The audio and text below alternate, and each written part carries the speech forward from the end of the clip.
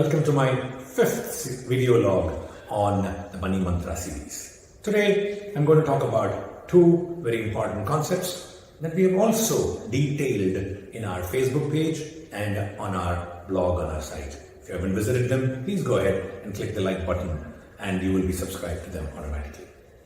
What are these two concepts that are very critical as we start the Money Mantra series? Number 1, asset allocation. 2, emergency reserves.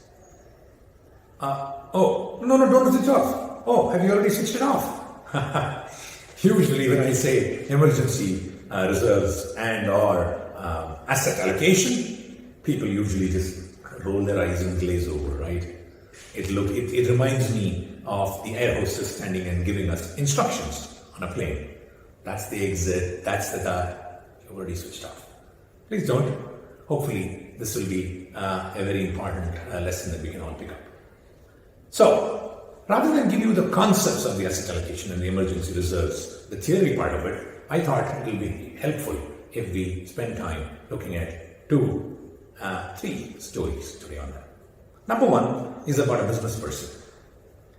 This business person was doing exceptionally well in his professional life as an employee, quit his job at the age of 40, started a company because he came up with this idea that he believed will do very well. Found investors, found partners, company did well for the first few years.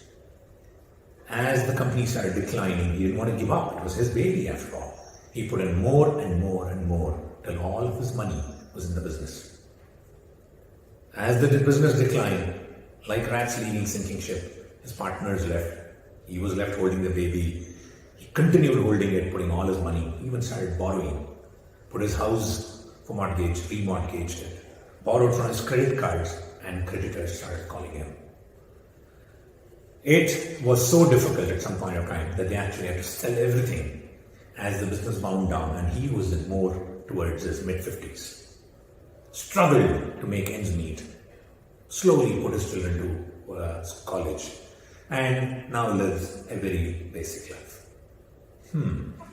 How is it that a person exceptionally doing well, a lot of money goes into penury because one idea doesn't take off?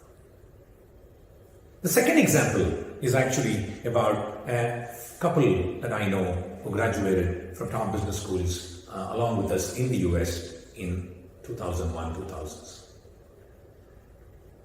When we graduate from business school, we are all equipped with tools to learn and read about balance sheets, ROE, IRR, fancy words I can throw around. So where do you think, as we started getting some money, once we have paid our student loan, where do you think we put our money to work? Equity markets. 2001 onwards, the equity markets, for those of you following, especially the US, the Dow Jones was on the rise. This particular couple had actually put not just most of their money, but almost 100% of their money, post their expenses, into the equity markets. Oh, they did phenomenally well. They were both working in the New York area. Financial services sector was paying quite well.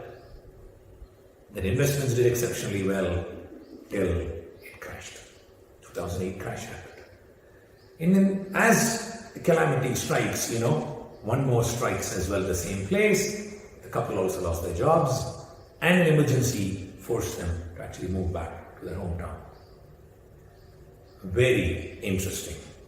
So the markets, where do you think they were? 50% off. They entered at various times, lost almost all their savings, and only were left with 50%, had to exit them.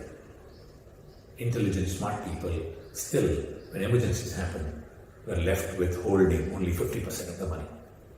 This couple, luckily, had life ahead of them. They were young.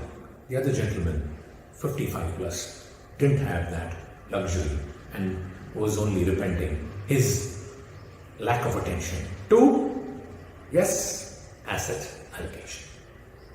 Emergency reserves.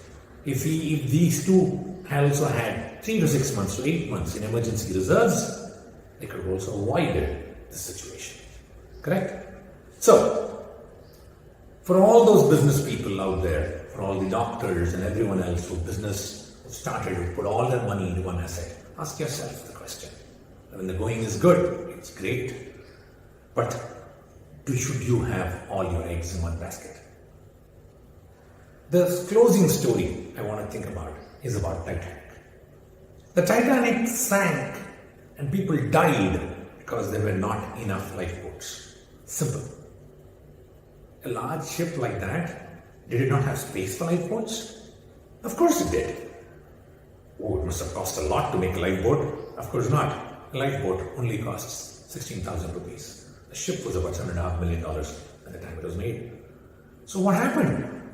The builders were very arrogant to think that this ship cannot collapse. So a ship that will not sink does not need a lifeboat, and lives were lost. So I want to leave you with this thought.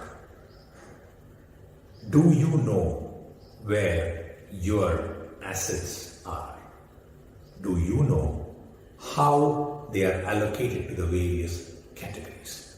And do you know how much you have in emergency reserves, including health insurance, so that your life ship does not face the same end like the Titanic? Have a great day.